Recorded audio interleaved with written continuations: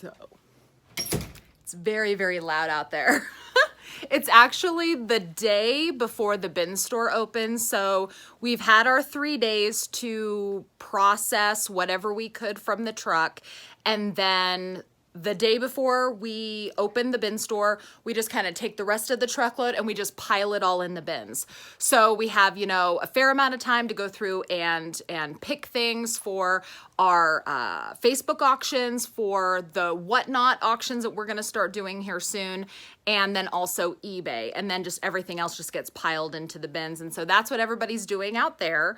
And then of course, like vacuuming, cleaning up, doing cardboard cut up and putting into the recycling bin and all of that. I know you guys, these are still here. I showed you these MMA fighters when I first moved in. Yeah, I never painted. They're still there. But I wanted to talk to you really quick. There's nothing really to show out there now because all of my peoples just work so hard and so fast. They had so much stuff done before I even got in today. I had to, you know, ship out eBay packages, and I had to fine tune some stuff at home before I came in. So they already got so much done. There's not really a lot to show out there other than a bunch of full bins and, you know, the fact that they're vacuuming the floors. So I wanted to actually come back here and talk to you about something that I didn't really have the chance to elaborate on my first video back, and it actually came from a comment that I received. And when I read this comment, I figured that I couldn't be alone in the feeling that maybe everything was against me. So David Hackman, I'm not gonna post a screenshot because I'm trying to do like this new editing thing, but David Hackman, he asked me, did it ever seem like the universe was against you at one point? And that comment and question really struck it hard with me because I am such a firm believer in getting back what you put out into the universe, and like everything happens for a reason. Everything happens the way it's supposed to happen, when it's supposed to happen, where it's supposed to happen.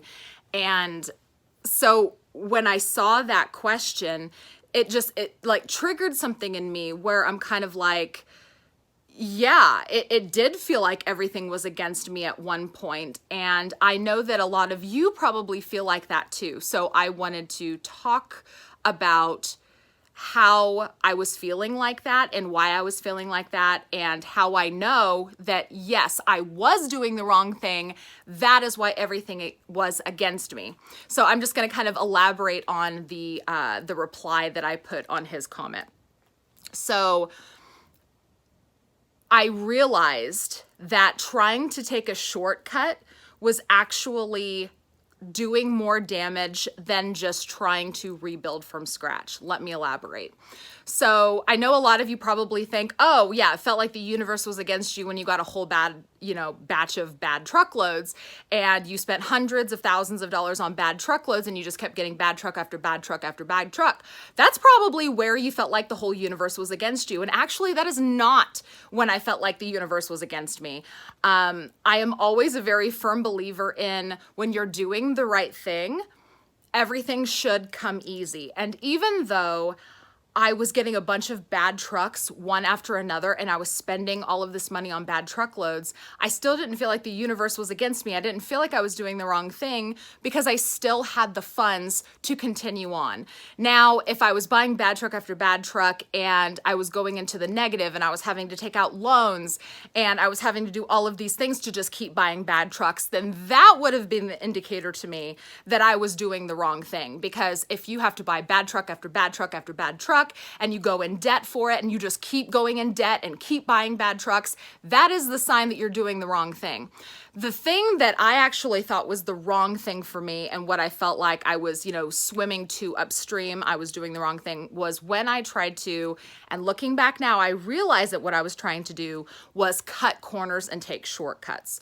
So in that video, that first video back that I posted, I had mentioned that after I got my bad truck situation taken care of and I started getting good truckloads again, the problem that I had was my revenue was down because my customers were dwindling because I had competitors, you know, open stores, and my customers had choices. And then, you know, if they didn't see something that they liked at my store, they had lots of other options. And so I felt like my customer base had dwindled.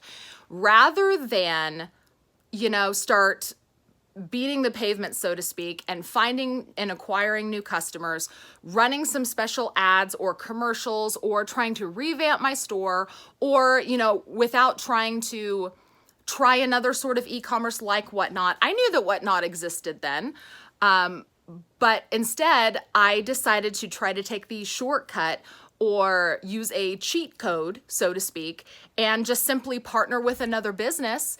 And hey, then I can make more money and I don't have to do any extra work. That sounds like an awesome idea, doesn't it? But the problem was I tried to do this shortcut, and what it did was it ended up hurting my business even more, because then I had someone else taking my merchandise and not, I'll just say it, not paying me what I'm due. So I have someone taking merchandise and not paying what's due. That means that I'm having to scrape pennies together to buy trucks for the next week. And, you know, trying so hard not to go into detail about this partnership, because like I said in that other video, after we severed our business partnership, we did make an agreement, an arrangement for me to get what I was owed. And so far they're making good on that arrangement. So I'm not going to badmouth them, because every business has its struggles. I cannot pretend to know exactly what was going on inside their business and why this partnership failed in the way that it did. But let's just say I was supplying merchandise to another company and not being paid what I was owed.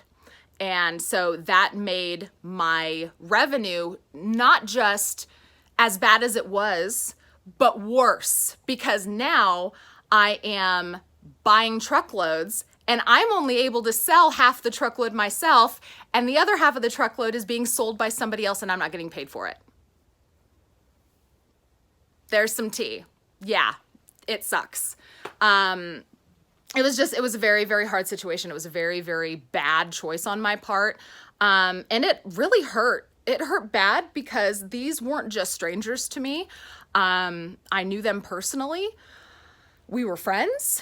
I'd like to say that we're still friends, but honestly, that business partnership, it hurt our friendship.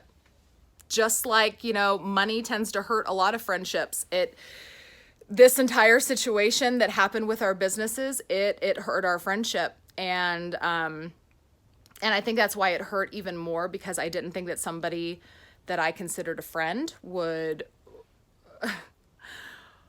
leave me high and dry like that. So it really, really sucked. But what it taught me was, it felt like the universe was against me, because it was trying to get through to me that I don't need to take shortcuts. I don't need to partner with somebody else to save my business. I am perfectly capable of saving my own business on my own. There, I said it. And I feel like it took the universe giving me a very swift kick in the behind to make me realize that. You know, I guess I was just suffering from a lot of self-doubt, as I always do. I know I've told you guys in the past that self-doubt is something that I always have struggled with. I could be doing seemingly everything right, and I could be selling things left and right, making money, everything is good, and I'm still self-doubting up here, like, oh, this can't possibly last forever. Oh, this is gonna end at some point. I have to have a backup plan. The self-doubt is real. It always has been. So when I realized that the bin store could not sustain itself and I needed to do other things, I doubted in my own ability to save myself, essentially. And I took the easy way, so I thought, and tried to partner with another company to have like a shortcut. And it was even worse than any other mistake I think I could have made. It was one of the worst choices that I made. But you know what? The universe was against me. And I think I needed that to realize that I don't need to take shortcuts. And so that's kind of my message to you today. Don't take shortcuts. You are capable. You might not think you are, but you are capable. If you are determined enough to say, I want to make my own money, even if it's just a side hustle, not even full-time. I'm not even talking about being a full-time seller or a full-time entrepreneur at this point. I'm just simply talking about a side hustle. The ability to make a few extra bucks on the weekend, a few extra bucks after you get off your full-time job at night. If you have a goal of saving for your retirement, or, you know, putting money away for your kids, or paying off debt, or just having extra pocket money, you are fully capable. You don't have to take shortcuts, because I can promise you, if you're doing the wrong thing, you will start to see resistance. If you're doing the wrong thing, you're going to hit brick wall after brick wall after brick wall. No part of me ever thought that opening this bin store was the wrong thing to do because of how easy it was. And I know that there's probably a lot of people that are watching this right now going, oh, well, just because it was easy doesn't mean you should have done it. But here's the thing. Like I said, I completely believe that everything happens the way it's supposed to happen. The way that opening this store came into existence for me was so completely effortless. I almost couldn't believe it. How everything just swung together or moved into motion like a perfect, beautiful symphony for me to open the store.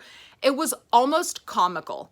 So that tells me that opening the store was not the bad decision to make. However, doing something like partnering with another business and never being as stressed out in my entire life as I was being partnered with another business, that is the red flag that tells me I was doing something I was not supposed to do.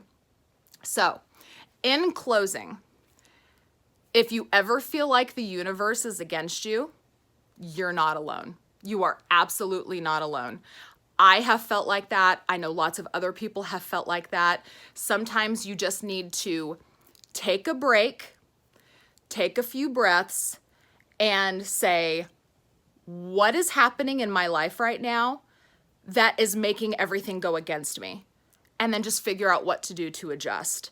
I was able to know right in the moment when that was the wrong thing for me to be doing, was partnering with this other business. And I knew that that was the bolt in the fan. That was the kink in the chain. Because the very first week they were gone, my revenue went up. The very first week. The bin store revenue went up. The Bullseye Bids Facebook auction page was seemingly an overnight success. We ran our first day's worth of auctions, and I was really worried. Like, I had a nightmare that everything sold for $1 on auction, and I was like, oh no, this is just not gonna work like I thought it would. But no, everything was just bid up like crazy. Listings were on fire. People were paying way more for stuff than I was expecting. And I was just like, holy cow, this idea is actually going to work. And in that moment, I realized I can save myself. I didn't need somebody else's help.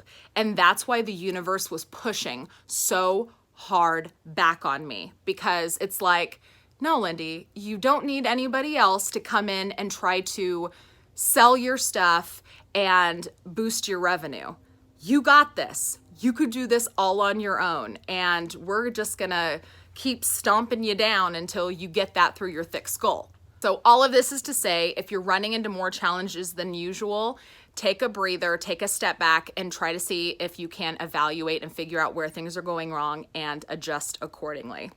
Whenever you're an entrepreneur, a reseller, doing any sort of self-run business, you have to be able to think on your toes. You have to come up with different ideas. And that's actually one of the really wonderful things about YouTube. YouTube is a really, really good place to go to get ideas for things. You know, if you need an idea of how to sell certain things, you can search it on YouTube. If you need an idea of another platform that you can use, someone's probably talking about it on YouTube.